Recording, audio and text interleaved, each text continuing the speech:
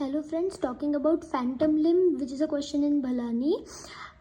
अपना ब्रेन जो होता है ना, मे बी टच का सेंसेशन हो या फिर आईज में विजन का कुछ स्टिमुलस हो या फिर टच का कुछ स्टिमुलस हो, sensory system converts both of them into a same common type of signal, that is action potential, मतलब इलेक्ट्रिकल सिग्नल्स में. Then question arises, how should the brain differentiate between ये touch का sensation है या फिर eyes में vision का sensation है, क्योंकि दोनों तो ब्रेन को इलेक्ट्रिकल सिग्नल के माध्यम से ही जा रहा है.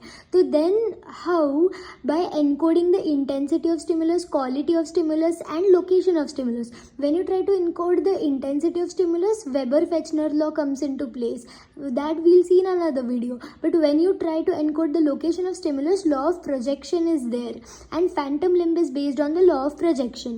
When sensory fibers are stimulated anywhere in their course to the sensory cortex, conscious sensation produced is referred to the location of the receptor. मतलब अब शायद स्किन पे अगर रिसेप्टर हो तो वहाँ से लेकर के सेंसरी कॉर्टेक्स तक हमारा सेंसरी पाथ है उस पर्टिकुलर रिसेप्टर का. तो उस पाथ में कहीं पे भी उसको स्टिमुलस किया तो भी एंड में जहाँ स्किन में रिसेप्टर का लोकेशन है उधर भी वो पेन फील होगा. अगर आप पाथ में कहीं पे आगे भी उसको स्टिमुलेट करोगे वो सेंसेशन आपको एंड में वो स्किन में रिसेप्टर जहाँ पे वहाँ भी फील होगा. That is called law of projection. मतलब वो प्रोजेक्ट हो रहा है पेन आगे वाले पॉइंट से रिसेप्टर के पॉइंट पे रेफर हो रहा है, रेफर्ड पेन. तो फैंटम लिम्ब अगर आपने सुना होगा, it's the absent limb. Diabetes में कैसे होता है ना, डायबिटीज़ में कैसे है ना, वुंड हीलिंग नहीं होता अगर आपने सुना होगा तो.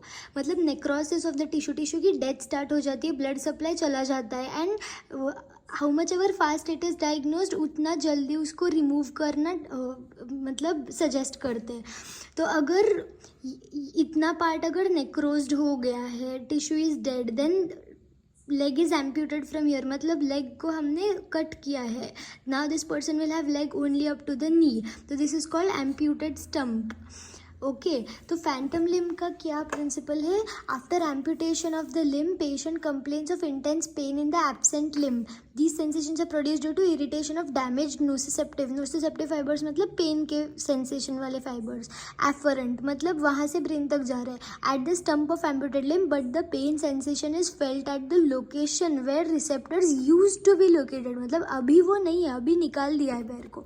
मतलब अगर तुम कट करोगे पैर को तो यहाँ पे जो एम्प्यूटेड स्टम्प है वहाँ पे नर्व एंडिंग्स होंगे ना, वो पेन फाइबर्स के.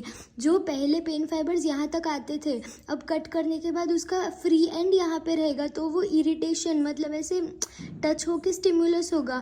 सेंसरी पाथ पहले यहाँ से ब्रेन तक था, पर कट करने के बाद पाथ यहाँ से है.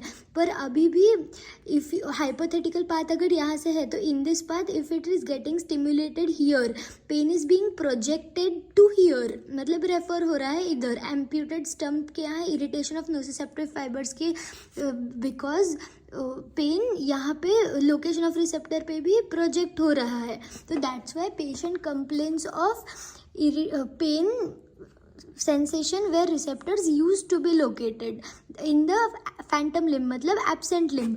अभी ये नी के बाद पैर नहीं है, पर इधर इरिटेशन के वजह से ब्रेन को लग रहा है पेन रेफर होने के बाद कि ये टो में जो रिसेप्टर है वह टो अभी भी है, ऐसे ब्रेन को लग रहा है, पर रियलिटी में वो निकाल दिया गया है.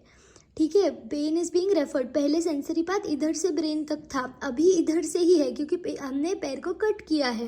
पर यहाँ पे इरिटेशन होने के कारण because of the law of projection pain is being referred to where receptor का लोकेशन, मतलब इधर.